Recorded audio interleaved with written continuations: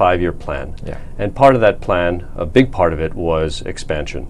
Now, at the time, it was potentially involving M&A to grow the bank versus just simply organic. Now that you've just been appointed CEO 3 months ago, and you've had a chance to look around from a different position, would you say that that plan is still in place, or what has changed in terms of the M&A outlook? Okay, coming back to the point that you raised with respect to what we have back in 2010, the focus at the point in time are two-pronged. Number one is basically to regain market leadership in Malaysia in the areas of consumer banking, global banking, and as well as insurance, our insurance and Takaful business. That's one part of the plan. The other part of the plan, of course, is to grow regionally as well. So if you recall that 2008 we invested in a bank in Indonesia called BII, now which we call as BII Maybank.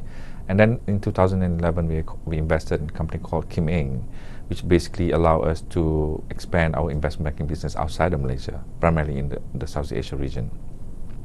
I think we have done relatively well in executing some of those plans up to what is now is the midway plan, midway of the 2015 plan. We have regained leadership in a lot of the areas that I mentioned in the area of global banking, consumer banking, as well as insurance Takaful. The next part of the plan is to grow regionally. And it was assumed by some quarters that we probably need to do an M&A in order for us to achieve those objectives. But from our perspective, M&A isn't one of the options that we will consider for us to achieve the strategic objectives that we set for ourselves. Obviously, the preferred approach for us is to grow organically, whether to see what can we do with our our presence in Singapore, as well as the other parts of the region in Indonesia and the Philippines. Right. So if anything has changed since my appointment, my debate and conversation that I have with my group exco from Indonesia, Malaysia, and Singapore is we need to have a plan to accelerate our regionalization effort.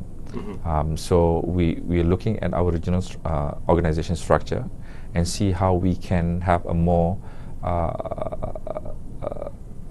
robust organization structure that will allow us to implement these plans.